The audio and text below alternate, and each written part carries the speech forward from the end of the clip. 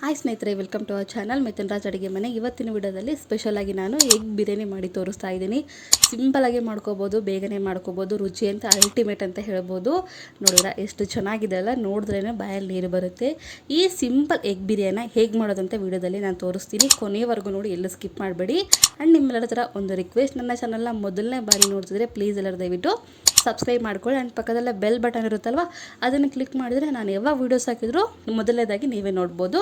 ಮೊದಲನೇದಾಗಿ 7 ಎಗ್ನ ಈ ಥರ ಕುದಿಯೋಕ್ಕೆ ಇಟ್ಟಿದ್ದೀನಿ. ಇದು ಕುದಿಲಿ, ಇಷ್ಟರೊಳಗಡೆ ನಾವು ಇನ್ನೊಂದು ಪ್ರೊಸೆಸ್ ಮಾಡ್ಕೊಳ್ಳೋಣ. ಒಂದು ಬೌಲಿಗೆ ನಾರ್ಮಲ್ ಅಕ್ಕಿ ಒಂದು ಅರ್ಧ ಗ್ಲಾಸ್ ಹಾಕಿದ್ದೀನಿ.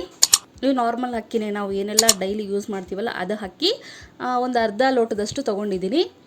ನೆಕ್ಸ್ಟ್ 1 ಲೋಟದಷ್ಟು ಬಾಸುಮತಿ ಅಕ್ಕಿ ತೊಗೊಂಡಿದ್ದೀನಿ, 1 ಲೋಟ ಹಾಕಿದ್ದೀನಿ. ನೆಕ್ಸ್ಟ್ ಇದಕ್ಕೆ ಒಂದು ಅರ್ಧ ಲೋಟದಷ್ಟು ಬಾಸುಮತಿ, ಅಂದರೆ ಟೋಟಲ್ ಆಗಿ 2 ಲೋಟದಷ್ಟು ಅಕ್ಕಿ ತೊಗೊಂಡಿದ್ದೀನಿ. ನಿಮ್ಗೆ ಈ ಥರ ಇಷ್ಟ ಇಲ್ಲ ಅಂತಂದರೆ ಕಂಪ್ಲೀಟಾಗಿ 2 ಗ್ಲಾಸಷ್ಟು ಕೂಡ ಬಾಸುಮತಿ ಅಕ್ಕಿನ ತೊಗೋಬೋದು. ಇಲ್ಲ ಅದು ಕೂಡ ಇಷ್ಟ ಇಲ್ಲ, ನಾರ್ಮಲ್ ಅಕ್ಕಿ ಕೂಡ ತೊಗೋಬೋದು. ನೀರು ಹಾಕಿಬಿಟ್ಟು ಒಂದಲ್ಲ 2 ಸಾರಿ ನೀಟಾಗಿ ತೊಳೆದು ಇವಾಗ ನೆನೆಯೋಕ್ಕೆ ಬಿಡ್ತೀನಿ. ನೆಂದರೆ ಚೆನ್ನಾಗಿರುತ್ತೆ, ಅದಕ್ಕೋಸ್ಕರ ಸ್ವಲ್ಪ ನೆನಿಲಿ ಅಕ್ಕಿ. ನೆನೆಯಷ್ಟರೊಳಗೆ ನಾವು ಏನೆಲ್ಲ ಪ್ರಿಪ್ರೇಷನ್ ಮಾಡ್ಕೋಬೇಕೋ ಮಾಡ್ಕೊಳ್ಳೋಣ. ಇದು ನೆನಿಲಿ. ನೆಕ್ಸ್ಟ್ ಈ ಕಡೆ ಮಿಕ್ಸಿ ಬೌಲಿಗೆ 1 ಗಡ್ಡೆ ನಾನು ಬೆಳ್ಳುಳ್ಳಿ ತೊಗೊಂಡಿದ್ದೀನಿ, ಸಿಪ್ಪೆ ಸುಲಿದಿಲ್ಲ. ನೆಕ್ಸ್ಟ್ ಒಂದು ಸ್ವಲ್ಪ ಶುಂಠಿ ತೊಗೊಂಡಿದ್ದೀನಿ, 1 ಹಿಡಿಯಷ್ಟು ಪುದೀನ. ನೆಕ್ಸ್ಟ್ ಇದಕ್ಕೆ 1.5 ಹಿಡಿಯಷ್ಟು ಕೊತ್ತಂಬರಿ ತೊಗೊಂಡಿದ್ದೀನಿ, ಇದು ಕೂಡ ಹಾಕ್ಕೊತೀನಿ. ಸ್ವಲ್ಪ ನೀರು ಹಾಕ್ಕೊಂಡು ಫೈನಾಗಿ ಪೇಸ್ಟ್ ಥರ ಮಾಡ್ಕೋಬೇಕು. ನೀರು ಹಾಕ್ಕೊಂಡು ಇವಾಗ ಫೈನಾಗಿ ಪೇಸ್ಟ್ ಥರ ಮಾಡ್ಕೊತೀನಿ. ಸಿಂಪಲಾಗೆ ಮಾಡ್ಕೋಬೋದು, ಈಸಿಯಾಗೆ ಮಾಡ್ಕೋಬೋದು, ಚಿಕ್ಕ ಮಕ್ಕಳು ಸಹ ಮಾಡ್ಬೋದು, ಅಷ್ಟು ಈಸಿಯಾಗಿ ಮಾಡ್ಕೋಬೋದು. ಇವಾಗ ಇದನ್ನು ಸೈಡಲ್ಲಿ ಎತ್ತಿಟ್ಕೊಳ್ಳೋಣ. ಇವಾಗ ಇಷ್ಟೆಲ್ಲ ಮಾಡೋಷ್ಟರೊಳಗಡೆ ಎಗ್ ಕೂಡ ಕುದ್ದಿರ್ತವೆ. ಎಗ್ಗನ್ನ ಪೀಲ್ ಆಫ್ ಮಾಡಿಕೊಂಡು ಇಟ್ಕೊಂಡಿದ್ದೀನಿ. ಒಂದು ಚಾಕು ತೊಗೊಂಡು ನಾನು ವಿಡಿಯೋದಲ್ಲಿ ಯಾವ ಥರ ತೋರಿಸ್ತಿದ್ದೀನೋ ಅದೇ ಥರನೇ ಕಟ್ ಮಾಡ್ಕೊತಾ ಹೋಗಬೇಕು. ತುಂಬ ಡೀಪಾಗಿ ಕಟ್ ಮಾಡೋಕ್ಕೆ ಹೋಗಬೇಡಿ ಎಗ್ನ, ಯಾಕಂದರೆ ಜಸ್ಟ್ ಮೇಲ್ಗಡೆ ಮಾತ್ರ ಈ ಥರ ಮಾಡಿದರೆ ಸಾಕು. ನೋಡಿದ್ರೆ ಈ ಥರ ಮಾಡೋದ್ರಿಂದ ಉಪ್ಪು ಖಾರ ಎಲ್ಲ ನೀಟಾಗಿ ಮೊಟ್ಟೆಗೆ ಅಪ್ಲೈ ಆಗುತ್ತೆ.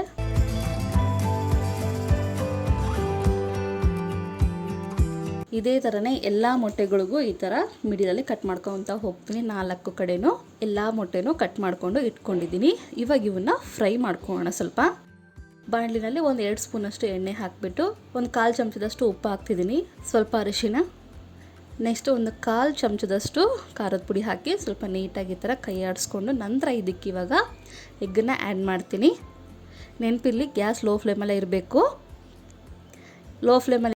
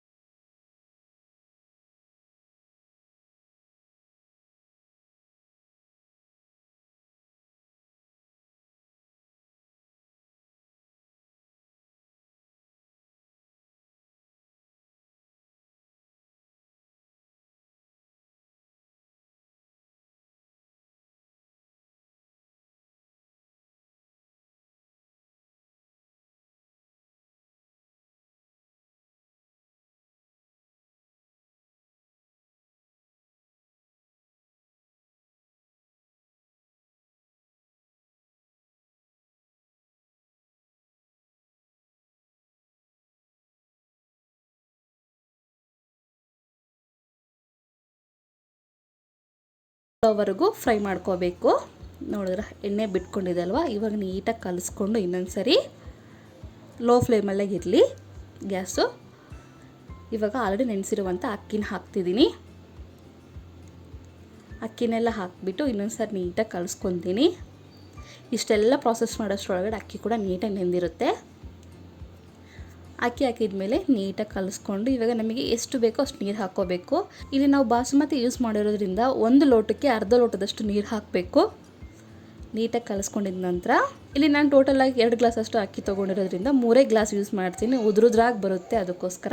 ನಾರ್ಮಲ್ ಅಕ್ಕಿ ಆಗಿದ್ರೂ ಪರವಾಗಿಲ್ಲ, ಬಾಸುಮತಿ ಅಕ್ಕಿ ಆಗಿದ್ರೂ ಪರವಾಗಿಲ್ಲ. ಈ ಥರ ಬಿರಿಯಾನಿ ಮಾಡಬೇಕಾದ್ರೆ 1 ಲೋಟದಷ್ಟು ಕಡಿಮೆನೇ ಹಾಕ್ಕೊಳ್ಳಿ, ಯಾಕಂದರೆ ಗ್ರೇವಿ ಎಲ್ಲವೂ ಸೇರಿ 1 ಲೋಟದಷ್ಟು ಆಗುತ್ತೆ. ಅದಕ್ಕೋಸ್ಕರ ಟೋಟಲಾಗಿ ನಾನು 3 ಲೋಟದಷ್ಟು ನೀರು ಮಾತ್ರ ಹಾಕಿದ್ದೀನಿ. ರುಚಿಗೆ ತಕ್ಕಷ್ಟು ಉಪ್ಪು ಹಾಕ್ಕೊಂಡು ನೀಟಾಗಿ ಕಲಿಸ್ಕೊತೀನಿ.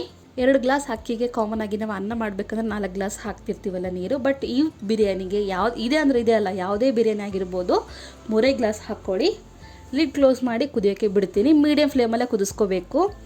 ಈ ಥರ ಒಂದು 50% ಕುದ್ದಿದೆ ಅನ್ನೋ ಟೈಮಲ್ಲಿ ತೆಗೆದ್ಬಿಟ್ಟು ಇನ್ನೊಂದು ಸರಿ ನೀಟಾಗಿ ಕಲಿಸ್ಕೊಂಡು ಇವಾಗ ಇದಕ್ಕೆ ಎಗ್ ಆ್ಯಡ್ ಮಾಡ್ತಾ ಹೋಗ್ತೀನಿ. ನೆನಪಿಲ್ಲಿ ಜಾಸ್ತಿ ತಿರುಗಿಸ್ಬಾರ್ದು, ಉಕ್ಕಿ ಒಡೆದೋಗ್ಬಿಡುತ್ತೆ.